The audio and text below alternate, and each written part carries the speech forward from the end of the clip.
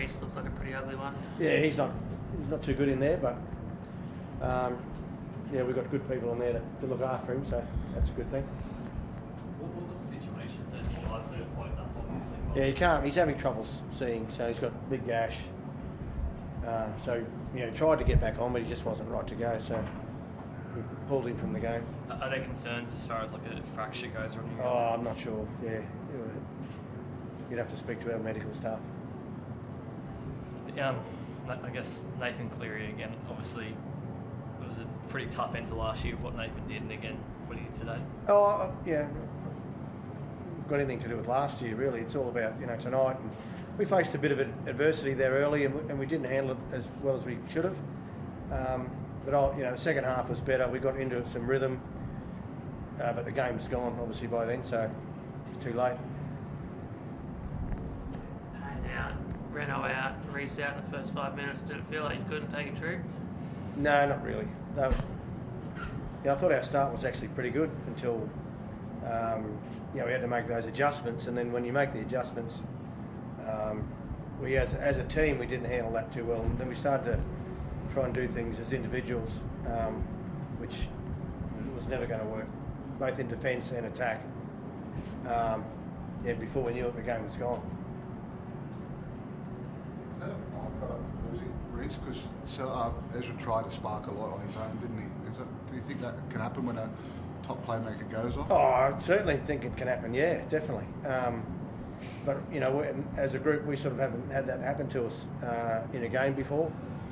So we know now, and we'll be better next time when it does happen. Because yeah, we didn't handle it too well as a group.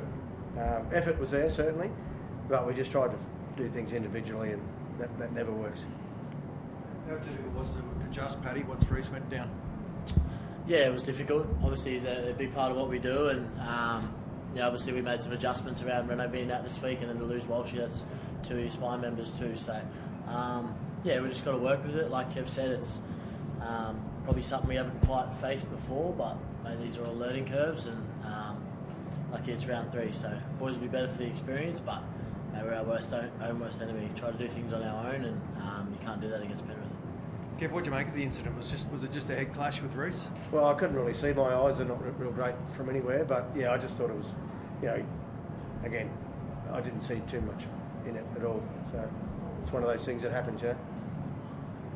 You sort of get the feeling like obviously you don't know if Reece will play next week, but if you're about Reece having a week to prepare and actually having a specialist centre playing centre and Selwyn having a week to prepare at fullback, if that's where he plays, you sort of feel like you'd be a lot better positioned to be without him and others next week. Yeah, well, we've got Tristan Saylor parked there as 18th man, but he can't come into the game, so we won't be doing that again.